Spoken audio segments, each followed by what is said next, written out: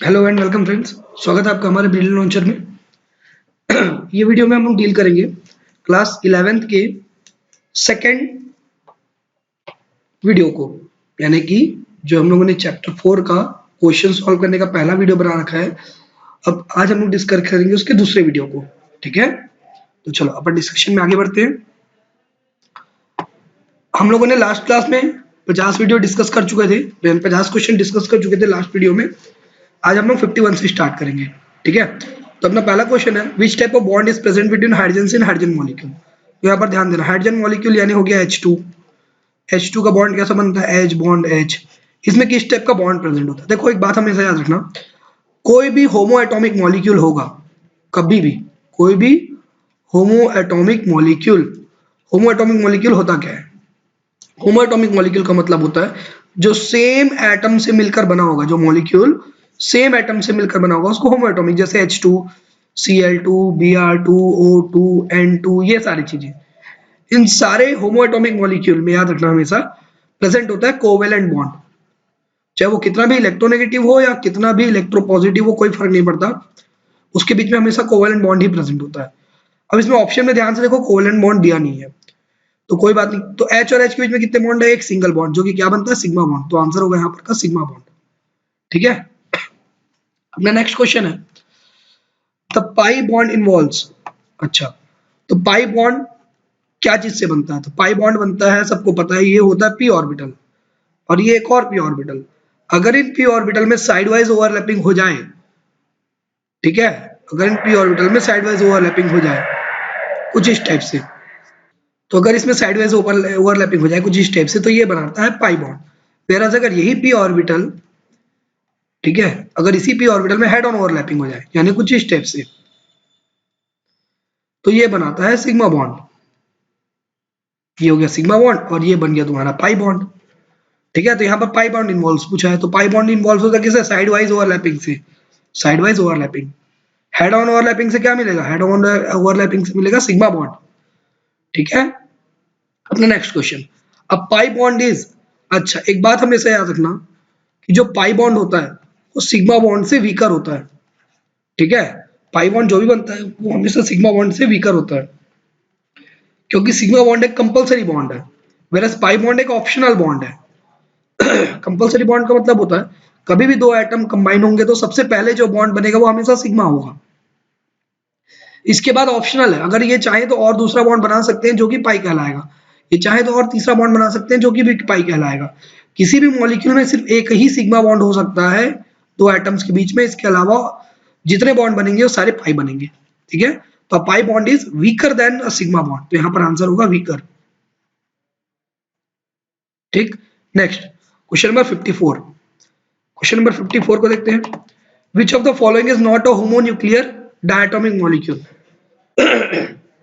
Homonuclear का मतलब होता है सीधा वही होमो एटॉमिक, यानी कि ऐसा कौन सा मॉलिक्यूल है जो दो एटम से मिलकर बना हुआ है लेकिन दोनों एटम की न्यूक्लियस अलग अलग है। जैसे हाइड्रोजन, देखो हाइड्रोजन दो एटम से मिलकर बना हुआ है ऑब्वियसली, लेकिन दोनों का न्यूक्लियस सेम है। सेम मतलब ये भी हाइड्रोजन का ही न्यूक्लियस है और ये भी हाइड्रोजन का ही न्यूक्लियस है, वैसी N2 भी वैसी O2 भी। लेकिन HCl को देखो, इसमें भी दो एटम से मिलकर बना हुआ है H और Cl, लेकिन इसका न्यूक्लियस अलग अलग है। ये न्यूक्लियस हाइड्रोजन का है और ये न्यूक्लियस क्लोरीन का है, इसलिए ऑप्शन डी होगा अपना। नेक्स्ट देखते हैं, next question number 55, which of the following is correct regarding repulsive interaction. ठीक है, रिपल्सिव इंटरैक्शन हम लोगों ने कहा पढ़ा था, याद है आपको, VSEPR थ्योरी। इसमें मैंने आपको पढ़ाया था कि लोन पेयर और लोन पेयर के बीच का जो रिपल्सन होता है वो सबसे ज्यादा होता है as compared to lone pair and bond pair, and then bond pair and bond pair. यानी कि सबसे ज्यादा रिपल्शन जो क्रिएट होता है किसी भी मॉलिक्यूल में वो लोन पेयर का होता है, और सबसे कम होता है बॉन्ड पेयर का। Whereas lone pair bond pair क्या आता है, इंटरमीडिएट आता है दोनों के। तो lone pair is greater than lone pair bond pair is greater than bond pair, तो ऑब्वियसली यही सही है, क्योंकि लोन पेयर रिपल्शन जो होता है वो ज्यादा होता है लोन पेयर बॉन्ड पेयर से, और वो ज्यादा होता है बॉन्ड पेयर से। तो ऑप्शन ए ही सही हो जाएगा अपना। Next question, question number 56, the shape of the molecule depends on. ठीक है, the shape of the molecule, एक मॉलिक्यूल का शेप किस चीज के ऊपर डिपेंड करता है, उसके वैलेंस इलेक्ट्रॉन के ऊपर डिपेंड करता है। ठीक है, उसके अरेंजमेंट के ऊपर डिपेंड करता है एटम्स के, कि कैसे उसने एटम्स का अरेंजमेंट हुआ है वहां पर। उसी सब चीजों के ऊपर डिपेंड करेगा शेप ऑफ द मॉलिक्यूल। ठीक है, next question number 57, the shape of a molecule occupies allow to minimize the shape of a molecule occupies allow to minimize repulsion among them and maximize the space between them।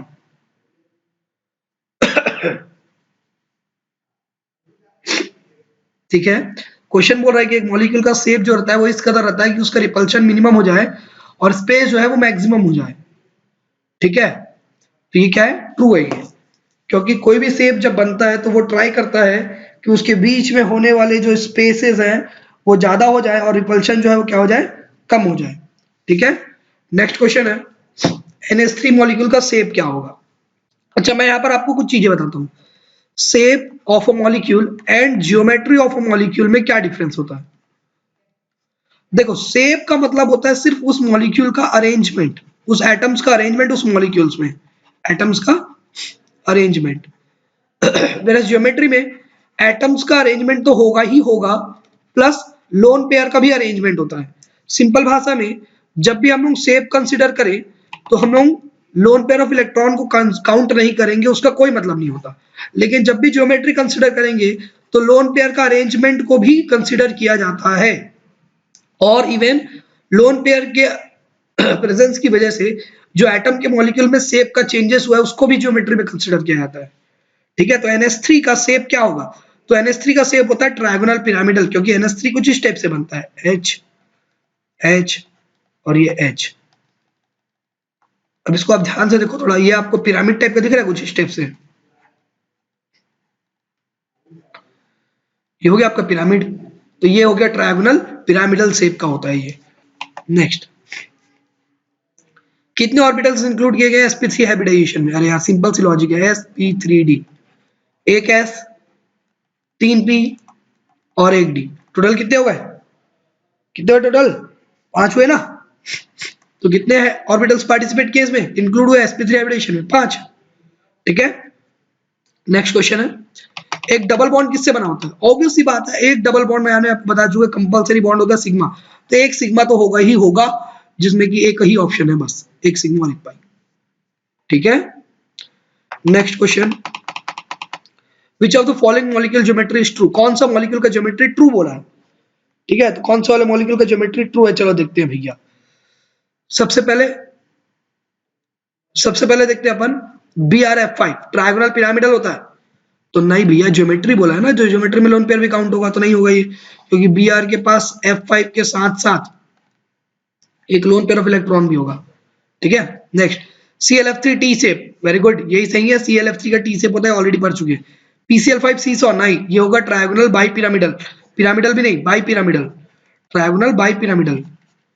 और SF4 गलत हो गया, यही seesaw होता है SF4, जो कि trigonal bi pyramidal डाल दिया। ठीक है, तो ये गलत डाल दिया कुछ कुछ यार, कोई नहीं, चलो आगे बढ़ते हैं। What is the shape of water, bent, क्या होता है वाटर शेप, बेंट होता है, हम लोग पढ़े हैं 1000 बार यार, OHH करके। ठीक है, कौन सा शेप का होता है वाटर, बेंट शेप का होता है।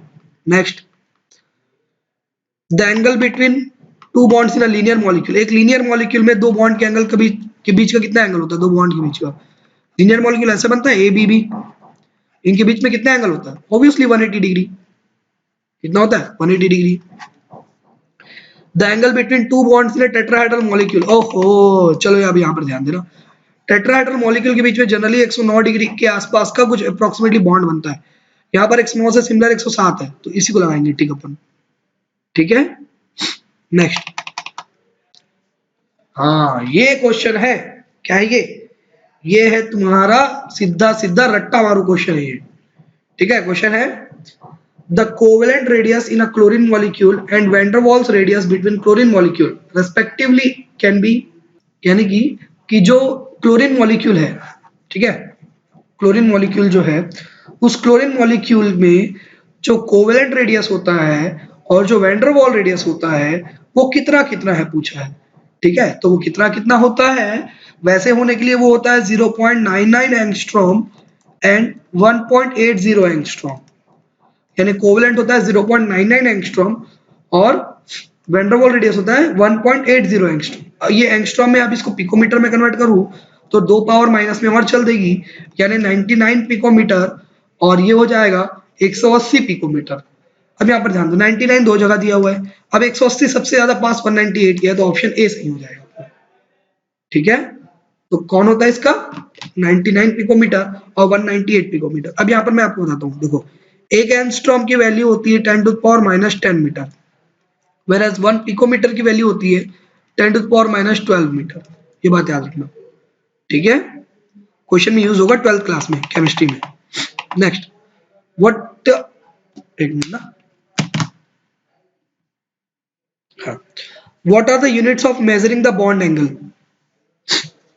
मतलब कि अगर कोई एक मॉलिक्यूल है, लेट अस सपोज जैसे ऑक्सीजन ले लेते हैं अपन, पानी ले लेते हैं अपन, वाटर, तो वाटर में ऑक्सीजन और हाइड्रोजन ऐसा बॉन्डेड होता है, ठीक है।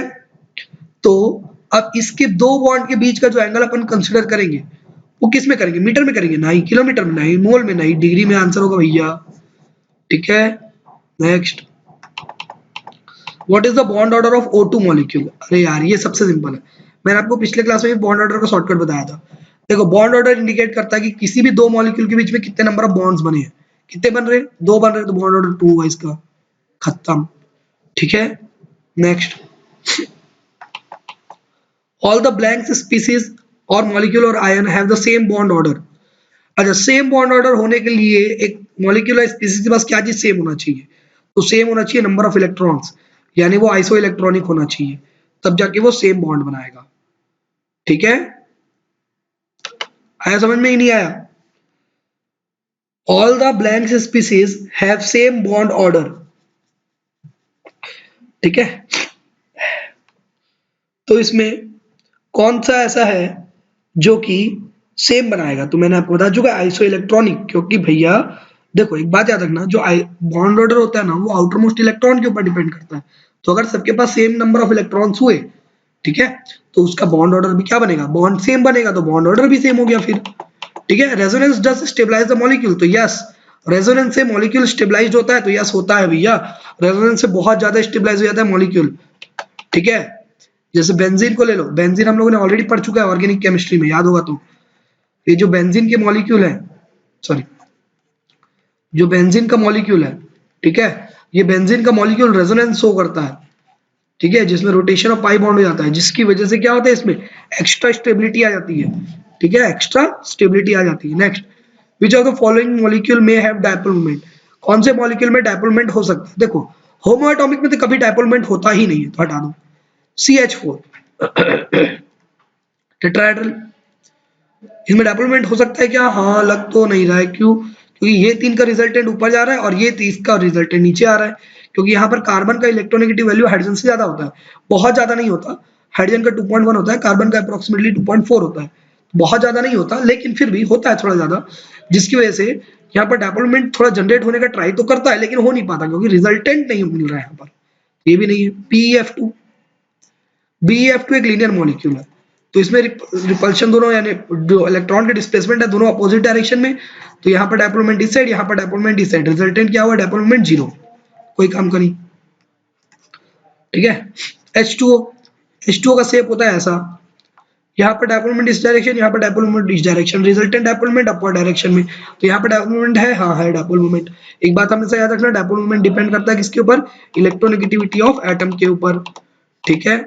Next, combination of two atomic orbital result in the formation of two molecular orbital namely, अच्छा, दो, ये हम लोगों ने एमओटी यानी LCAO जब थ्योरी हम लोग पढ़ रहे थे तब हम लोगों ने पढ़ा था इसको, कि जब भी दो एटॉमिक ऑर्बिटल कंबाइन होते हैं तो दो मॉलिक्यूलर ऑर्बिटल बनता है, और वो दो मॉलिक्यूलर ऑर्बिटल कौन कौन सा होता है, एक होता है बॉन्डिंग मॉलिक्यूलर ऑर्बिटल और एक होता है एंटी बॉन्डिंग मॉलिक्यूलर ऑर्बिटल।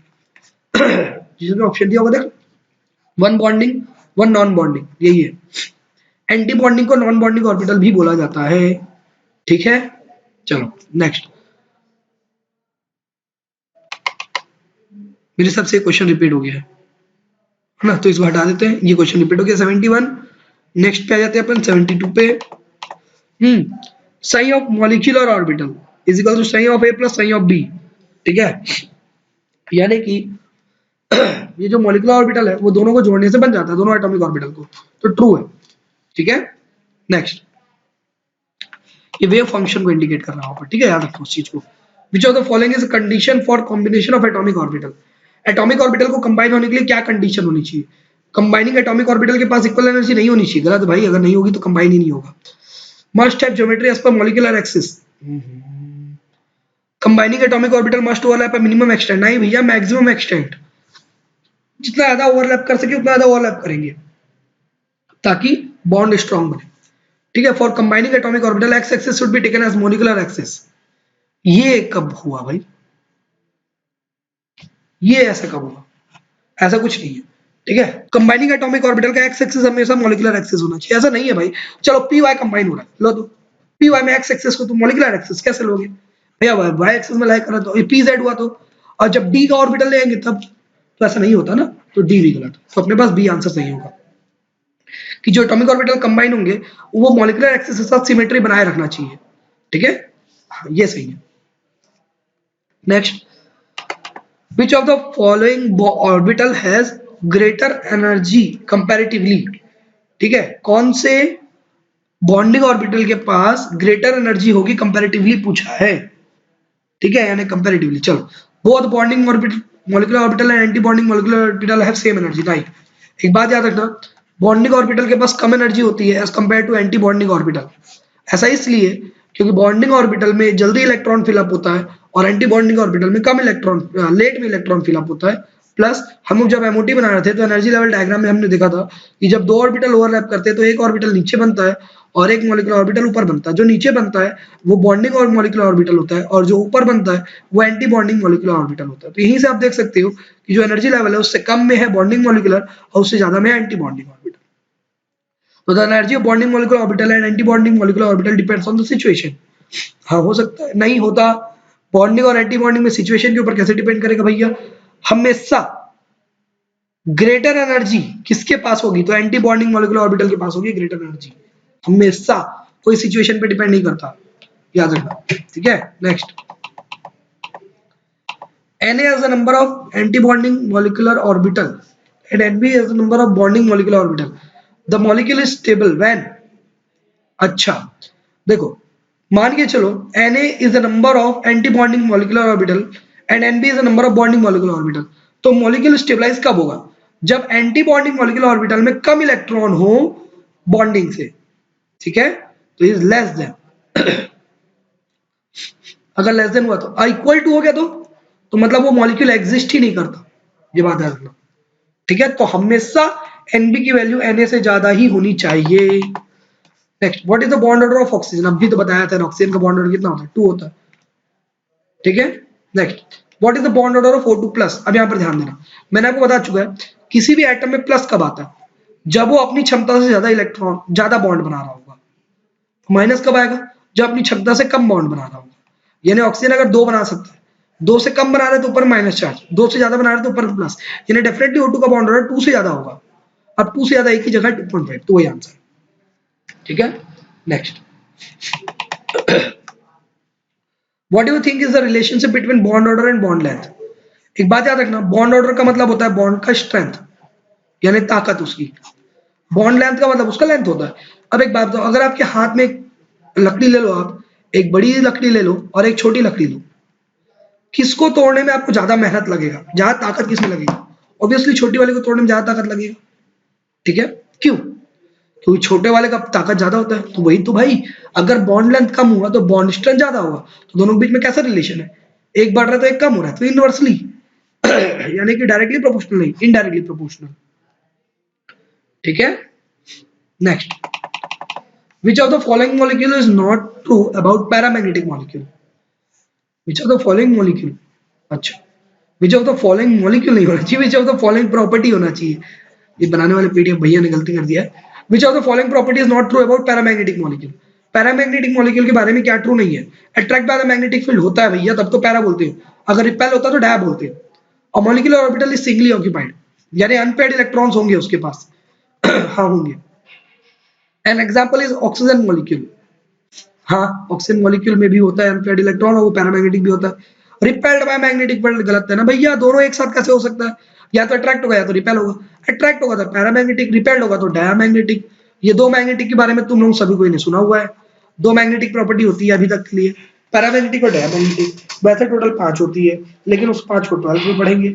अभी के लिए जानो कि 2 होती है, एक होती है पैरामैग्नेटिक और एक होती है डायमैग्नेटिक। पैरामैग्नेटिक का मतलब होता है जो मैग्नेटिक फील्ड में अट्रैक्ट होगा, डायमैग्नेटिक का मतलब होता है जो मैग्नेटिक फील्ड में रिपेल करेगा।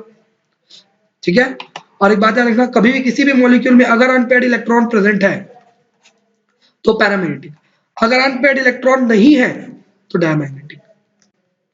ठीक है, ये बात याद रखना। Next, which of the electronic configuration of hydrogen molecule, sorry what is the electronic configuration of hydrogen molecule, hydrogen molecule का इलेक्ट्रॉनिक कॉन्फ़िगरेशन कौन सा है इसमें से? तो सिग्मा 1s1 ये आंसर होगा। इतना बच्चा वाला क्वेश्चन पूछा यार एकदम। चलो next, what is the condition for a molecule do not exist? अब भी बताया था मैंने, याद होगा आपको, कि अगर Na इक्वल्स टू Nb हो जाए तो मॉलिक्यूल एग्जिस्ट नहीं करेगा।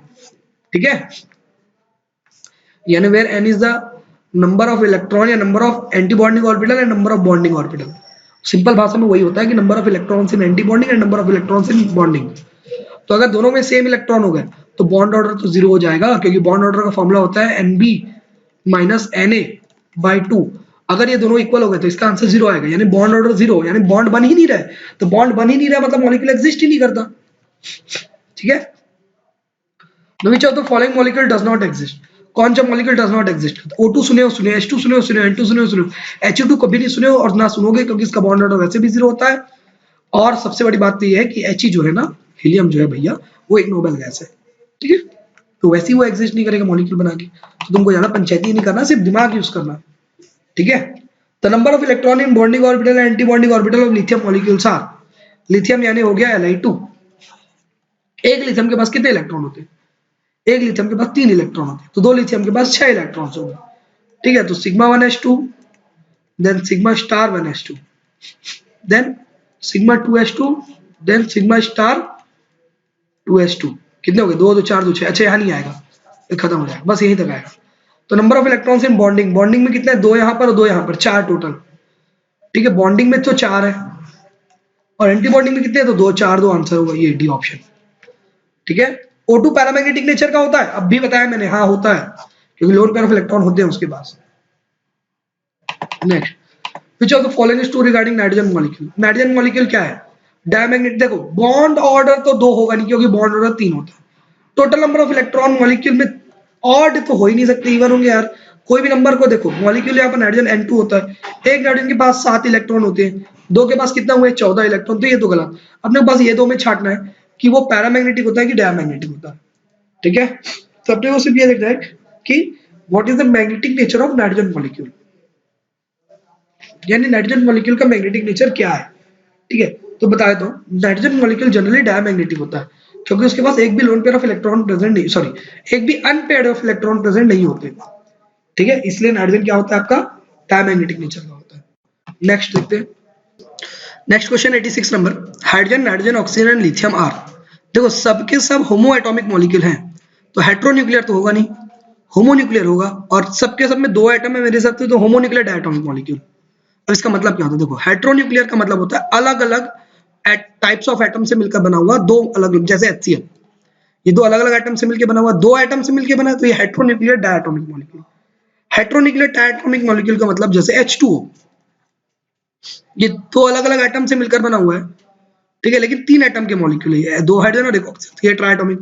होमोन्यूक्लियर डायटोमिक मॉलिक्यूल यानी ये एग्जांपल दिया हुआ है कि 2 सेम एटम से मिलकर बना हुआ मॉलिक्यूल। होमोन्यूक्लियर ट्राइटोमिक मॉलिक्यूल यानी जैसे हो सकता है ओजोन O3। ठीक है, तो इस टाइप का। नेक्स्ट क्वेश्चन दिया है, what is the total number of electron in chlorine molecule? Chlorine molecule में टोटल नंबर ऑफ इलेक्ट्रॉन कितने होते हैं? एक क्लोरीन में 17 इलेक्ट्रॉन्स होते हैं, क्लोरीन मॉलिक्यूल यानी Cl2 हो गया, एक क्लोरीन में 17 इलेक्ट्रॉन, तो 2 में कितने होंगे? 34। ठीक है, नेक्स्ट क्वेश्चन थोड़ा अजीब टाइप का है, देखो भैया क्या बोला है, atoms obtain octet configuration when linked with other atoms, this is said bye. ठीक है, इसका मतलब है कि जब एक एटम ऑक्टेट कॉन्फ़िगरेशन को अटेंड करता है, दूसरे एटम से लिंक होता है तब, यानी कुल मिलाकर अगर बोला जाए तो एक एटम अपने ऑक्टेट को कंप्लीट करता है दूसरे के साथ कंबाइंड होके। अब इसको कौन बोला था? एक्चुअली में ये ना एक पोस्टुलेट है जो कि लिविस दिया था। ठीक है, लिविस ने बताया था कि कोई भी एटम दूसरे एटम के साथ कंबाइन होकर अपने ऑक्टेट को कंप्लीट करने के लिए क्या करता है, वो कंबाइंड होता है, बॉन्ड बनाता है, इलेक्ट्रॉन डोनेट रिसीव करता है, टाइप वाला कॉन्सेप्ट जो शेयरिंग वाला बताया था ना, वो यही था। Now what's the group valence of atom in halogen family? ठीक है, पूरे हैलोजन फैमिली में, हैलोजन फैमिली किसको बोलते हैं पहले तो ये पता होना चाहिए आपको। 17th group in a modern periodic table को हैलोजन फैमिली बोलते हैं, जिसमें आता है फ्लोरीन, क्लोरीन, ब्रोमीन और आयोडीन, और एक एंसिटीन आता है जिसको हम लोग हमेशा नेगलेक्ट कर देते हैं रेडियो एक्टिविटी की वजह से। ठीक है, तो ये चार हम कंसिडर कर रहे हैं, फ्लोरीन, क्लोरीन, ब्रोमीन, आयोडीन, ये चारों 17 ग्रुप में आते हैं, और इस पूरे ग्रुप के जितने भी एलिमेंट्स आते हैं इनको बोला जाता है हैलोजन फैमिली। एक एक एलिमेंट को हैलाइड या हैलोजन बोला जाता है, और ये हो गया तुम्हारा पूरा हैलोजन फैमिली। तो इस हैलोजन फैमिली में valence, what is the group valence of atom? ठीक है, तो इस सारे एटम्स का वैलेंसी कितना होगा? तो सबका 1 होता है। ठीक है, ग्रुप वैलेंस कितना होता है? 1 होता है, क्योंकि सबकी वैलेंसी कितनी होती है? 1 होती है। ठीक है, क्वेश्चन को रिपीट करूं समझने के लिए, what's the group valence of atom in halogen family? मतलब मैं आपको ऑलरेडी बता चुका हूं। ठीक है, सो अपना नेक्स्ट क्वेश्चन है 90th। शेयरिंग और transfer of electron from one atom to other to attain stable octet configuration follows. ओहो क्या बात है यार, अभी तो बताया था octet rule.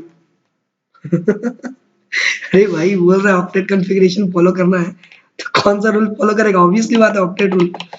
Which of the following molecule doesn't involve covalent bond? किसमें कोवेलेंट बॉन्ड इन्वॉल्व नहीं होता? NaCl में नहीं होता भैया, क्योंकि Na यहाँ पर प्लस चार्ज दे, मतलब एक इलेक्ट्रॉन लिबरेट करता है क्लोरीन की तरफ, यानी क्लोरीन को एक इलेक्ट्रॉन डोनेट कर देता है, तो यहाँ पर कोवेलेंट बॉन्ड नहीं बनेगा। कोवेलेंट बॉन्ड का मतलब होता है इलेक्ट्रॉन का शेयरिंग करना। ठीक है, और आयोनिक बॉन्ड बनता है, आयोनिक बॉन्ड का मतलब होता है इलेक्ट्रॉन को आइदर डोनेट कर देना कंप्लीटली, या इलेक्ट्रॉन को कंप्लीटली रिसीव कर लेना। ठीक है, तो यहाँ पर NaCl में इलेक्ट्रॉन डोनेटिंग और रिसीविंग का काम होता है, ना कि शेयरिंग का, इसलिए उसमें कोवेलेंट बॉन्ड नहीं आयनिक बॉन्ड बनेगा ना। Calculate the formal charge in carbon. एक बात बताओ मेरे को, CH4 मॉलिक्यूल में कार्बन कितने बॉन्ड बना रहा है? 4। अब बनाना कितने चाहिए? 4। तो कोई फॉर्मल चार्ज आएगा? नहीं आएगा, 0। मैं बता चुका हूँ, किसी भी एटम में अगर उसको जितने उसके वैलेंसी के अकॉर्डिंगली जितने बॉन्ड उसको बनाने हैं, अगर वो उतना बॉन्ड बना रहा है तो उसके पास एक भी फॉर्मल चार्ज नहीं होगा। लेकिन अगर वो जितने बनानी चाहिए उससे कम बना रहा है, जैसे नाइट्रोजन को ले लो, नाइट्रोजन यहाँ पर 3 बॉन्ड बना सकता है अकॉर्डिंग टू इट्स वैलेंसी। अगर वो मान के चलो 2 बॉन्ड बना रहा है तो उसके पास माइनस चार्ज आएगा, और मान के चलो अगर वो 4 बना रहा है तो उसके पास प्लस चार्ज आएगा। ये बात याद रखना, और वही चार्ज उसका फॉर्मल चार्ज कहलाता है। ठीक है, next, calculate the formal charge of the middle atom in ozone molecule. अब देखो ओजोन मॉलिक्यूल कैसे बनता है, ये ऐसा बनता है। अब ऑक्सीजन ने यहाँ पर 2 बॉन्ड बनाया तो कोई चार्ज नहीं इसके पास, लेकिन ये ऑक्सीजन को देखो ये 3 बॉन्ड बना रहा है, जितने बनाना चाहिए उससे ज्यादा तो प्लस चार्ज। इसको देखो एक बनाना है, जितने बनाना चाहिए उससे कम, इसलिए माइनस चार्ज। तो बीच वाले के पास कौन सा फॉर्मल चार्ज है? +1 का, तो +1 आंसर है। ठीक है, नेक्स्ट वाला, a chemical bond formation that involves complete transfer of electron between two atom is ionic bond. अब भी बताया था मैं कि अगर कंप्लीट ट्रांसफर हो रहा है किसी एटम के बीच में इलेक्ट्रॉन्स का, तो वो आयोनिक बॉन्ड बनाता है। शेयरिंग हो रहा है तो कोवेलेंट बॉन्ड बनाएगा। Formation of compound through ionic bond. अगर कोई आयोनिक बॉन्ड के थ्रू फॉर्मेशन कर रहा है, कोई भी कंपाउंड बन रहा है जिसमें आयोनिक बॉन्ड बन रहा है, तो वो ionization energy of metal ion के ऊपर कैसे डिपेंड करता भी है कि नहीं करता? तो डिपेंड करता है। ठीक है, डिपेंड करता है, क्योंकि अगर वो आयोनाइजेशन एनर्जी के ऊपर डिपेंड करेगा तब तो भाई एक इलेक्ट्रॉन एक एटम से निकलेगा ना। मान के चलो NaCl बॉन्ड बनाना चाहता है, तो जिसमें से Na से एक इलेक्ट्रॉन निकलेगा, Na से एक इलेक्ट्रॉन निकलेगा ना, तो इस इलेक्ट्रॉन को निकालने के लिए कितनी एनर्जी लग रही है? वही आयोनाइजेशन एनर्जी कहलाती है। तो अगर वो एनर्जी कम लगेगी तो आयनिक बॉन्ड जल्दी बनेगा, और अगर वो एनर्जी ज्यादा लगेगी तो आयनिक बॉन्ड कम बनेगा, यानी लेट से बनेगा। अगर एनर्जी ज्यादा लगेगी तो लेट से बनेगा बॉन्ड, और अगर एनर्जी कम लगेगी तो जल्दी बनेगा बॉन्ड। ठीक है, तो किसी भी कंपाउंड में आयोनिक बॉन्ड बनाने के लिए आयनिक बॉन्ड जो बनता है वो डिपेंड करता है उसकी आयोनाइजेशन एनर्जी के ऊपर।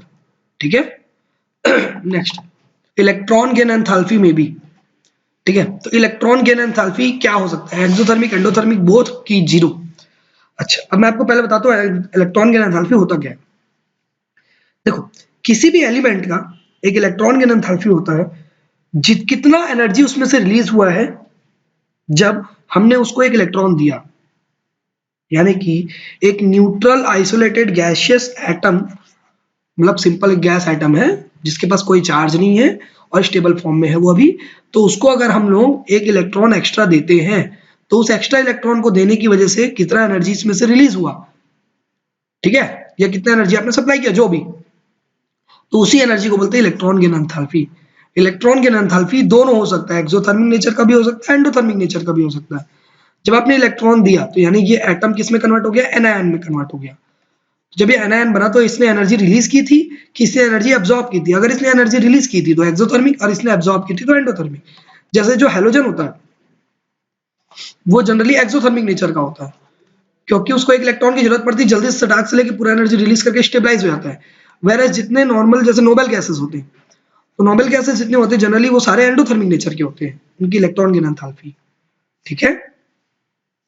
Next question number 97, ionic bond easily forms when ionization energy of metallic atom is, तो इसका मतलब है कि एक आयोनिक बॉन्ड बनेगा जब उस एटम का इलेक्ट्रो आयोनाइजेशन एंथैल्पी कितना होगा, अभी तो बताया था जब आयोनाइजेशन एनर्जी कम होती है तो बॉन्ड बहुत जल्दी बनता है, तो लेस होगा इसका आंसर, ठीक है। क्वेश्चन थोड़ा सा समझने में लेट हो गया मेरे को।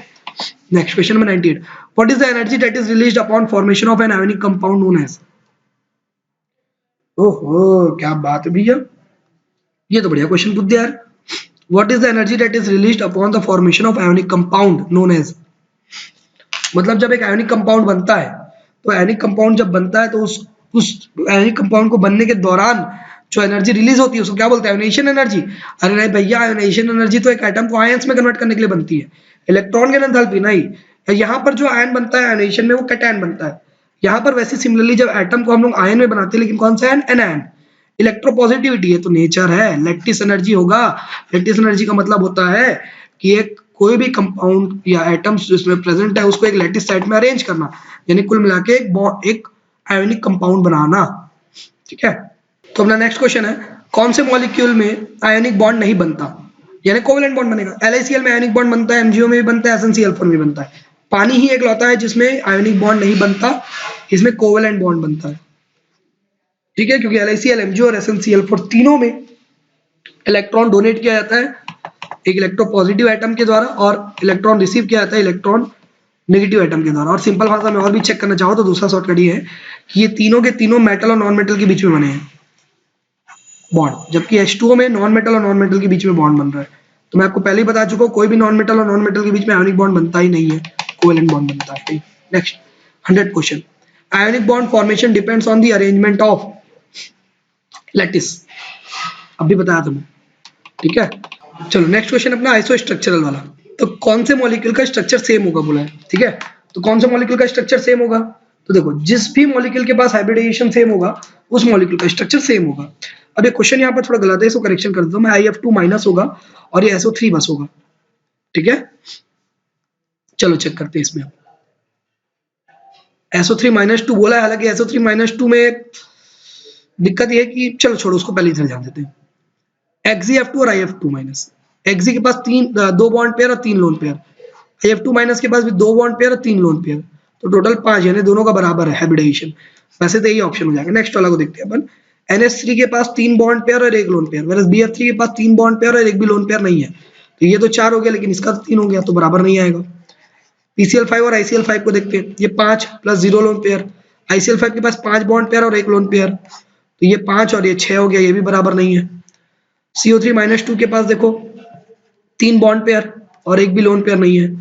फिर SO3 माइनस 2 के पास देखें, अगर बनाए SO3 माइनस 2, वैसे जबरदस्ती वाला हो जाएगा, ये बनेगा नहीं, लेकिन चलो कोई बात नहीं। तो इसके पास भी 3 बॉन्ड पेयर और 1 2 3 4 और 1 लोन पेयर, तो ये 4 और ये 3 बराबर नहीं आएगा, तो यानी ए ऑप्शन अपना सही है, ठीक है। Next question number 102, the correct order of hybridization of central atom in the various species, NH3 PCl5 और BCl3 का करेक्ट हाइब्रिडाइजेशन पूछा आपने को। तो NH3 का भी तो बताया था मैं, sp3 होगा क्योंकि 4 आया था, ये 2 ऑप्शन है, बाकी 2 तो एलिमिनेट हो गया। PCl5 में 5 है, तो 5 का हो जाएगा sp3t, dsp3 लिखा है, एक ही ठोक में दिया और कुछ में दिया ही नहीं है, वैसे sp3d होना चाहिए था, ठीक है, sp3d होना चाहिए था इसको। चलो कोई बात नहीं, बी ऑप्शन सही है अपना, ठीक है, कोई बात नहीं। Question number 103, among H2O, H2S, H2SE and H2T, the one with the highest boiling point is, ओहो क्या बात है भैया, पानी का बॉइलिंग पॉइंट सबसे ज्यादा था बिकॉज ऑफ हाइड्रोजन बॉन्डिंग। बहुत इजी है, ठीक है। Hydrogen bonding is not present in, किसमें हाइड्रोजन बॉन्डिंग प्रेजेंट नहीं होता पूछा है, ठीक है।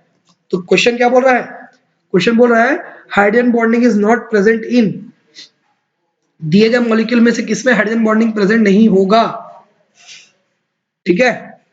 तो किसमें हाइड्रोजन बॉन्डिंग प्रेजेंट नहीं होगा, हाँ देखो इसमें मैंने आपको पहले बता चुका है कि हाइड्रोजन बॉन्डिंग बनता है किसमें, फोन में। फोन के अलावा जो होगा, देखो ग्लिसरीन में ऑक्सीजन प्रेजेंट होता है, वाटर में H2O, इसमें भी ऑक्सीजन प्रेजेंट है, हाइड्रोजन फ्लोराइड HF और हाइड्रोजन सल्फाइड H2S। तो यहाँ पर देखो, यहाँ 3 जगह ऑक्सीजन और फ्लोरीन प्रेजेंट है, तो ऑक्सीजन और फ्लोरीन में तो हाइड्रोजन बॉन्डिंग बनता है, सल्फर में नहीं बनता, तो ऑप्शन होगा अपना हाइड्रोजन सल्फाइड, जिसमें हाइड्रोजन बॉन्डिंग प्रेजेंट नहीं होता, ठीक है। Next question, atomic orbital of carbon in carbon dioxide are. अच्छा, कार्बन डाइऑक्साइड में जो कार्बन है उसका हाइब्रिडेशन क्या होगा, तो sp, क्योंकि 2 पाई बॉन्ड बना रहे हैं यहाँ पर ये, और अगर चाहो ऐसे निकालने के लिए 2 बॉन्ड पेयर है तो sp हाइब्रिडेशन होगा, sp हाइब्रिडाइजेशन। BF3 मॉलिक्यूल का जो है शेप एंड हाइब्रिडाइजेशन पूछा है, शेप एंड हाइब्रिडाइजेशन, ये हालांकि उल्टा लिख दिया, पहले शेप का लिखना चाहिए था, कोई बात नहीं। BF3 बोरॉन के पास 3 बॉन्ड पेयर होते हैं बस, और कुछ नहीं होता, तो sp2 हाइब्रिडेशन होगा इसका, sp2 हाइब्रिडेशन। अब BF3 लीनियर नहीं होता, प्लानर होता है, तो sp2 और प्लानर, लीनियर हमेशा ab2 मॉलिक्यूल होता है। विच ऑफ द फॉलोइंग है zero dipole moment, dipole moment किसका जीरो होगा, चेक करें। देखो पानी का डायपोल मोमेंट तो जीरो होगा ही नहीं, ये तो कंफर्म है। NH3 का डायपोल मोमेंट जीरो होगा नहीं, क्यों नहीं होगा भैया, जीरो किसका होगा पूछा है ना, तो स्ट्रक्चर बनाया सबका। चलो BF3 का, ये BF3 का स्ट्रक्चर, NH3 का, ये NH3 का स्ट्रक्चर, NF3 का, ये NF3 का स्ट्रक्चर, और पानी का। अब यहाँ पर थोड़ा ध्यान देना, ये BF3 का स्ट्रक्चर है, ऑब्वियसली फ्लोरीन खींचेगा इलेक्ट्रॉन को, इसका रिजल्टेंट ऊपर, इसका रिजल्टेंट नीचे, खत्म, टाटा बाय बाय, ठीक है। तो BF3 का कितना हो जाएगा, जीरो हो जाएगा डायपोल मोमेंट। NH3 का ये इस साइड खिंचाएगा, ओवरऑल ऊपर, NF3 का तीनों का ओवरऑल नीचे, पानी का दोनों ओवरऑल ऊपर, तो किसमें डायपोल मोमेंट जीरो होगा, BF3 में, ठीक है। चलो अपना नेक्स्ट क्वेश्चन है, कौन से अरेंजमेंट में मॉलिक्यूल का करेक्ट ऑर्डर रिप्रेजेंट कर रहा है डायपोल मोमेंट का। तो एक बात ध्यान देना, अभी मैं आपको बताया था कि BF3 में सबसे कम डायपोल मोमेंट होता है ना, जीरो, तो जिसमें BF3 आखिरी में दिया होगा वही आंसर है, ये दो। अब इसमें अपने को चेक करना है NH3 और NF3 में किसका डायपोल मोमेंट ज्यादा होता है, ध्यान दो। NH3 का स्ट्रक्चर मैंने ऐसे बनाया था, याद है आपको, और NF3 का स्ट्रक्चर कुछ ऐसा बना था,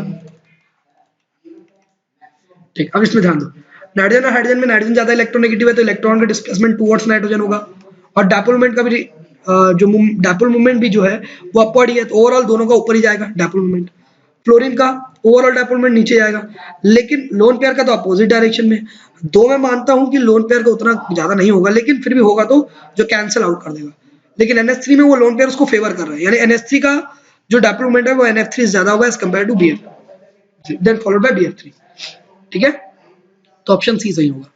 next question number 109, the bond order of O2 minus, मैं आपको पहले बता चुका हूं कि ऑक्सीजन में डबल बॉन्ड बनता है, कोई चार्ज नहीं, माइनस का मतलब उसने कम बॉन्ड बनाया है, तो 2 से कम यानी 1.5, 2 से कम कौन सा 1.5, ठीक है। Next, the number of anti bonding electron pair in O2 minus molecular ion on the basis of MO theory, number of anti bonding electron O2 minus में कितने होते हैं anti bonding electron,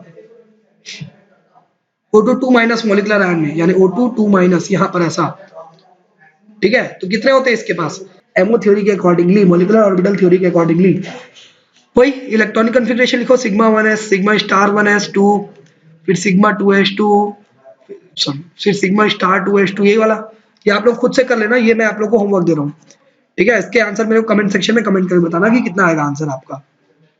next question number 111 में axis of diatomic is Z atomic orbital px and p orbital which of the following, अरे भाई क्या बात है, ये बहुत इजी क्वेश्चन है, तो मैं ये लास्ट के 2 क्वेश्चन आपको होमवर्क में दे रहा हूँ, ठीक है, 110 और 111, ये तो आपके लिए होमवर्क रहेंगे। इन 2 क्वेश्चंस को आप कंप्लीटली कर लेना। ठीक है, आज के लिए बस इतना ही है।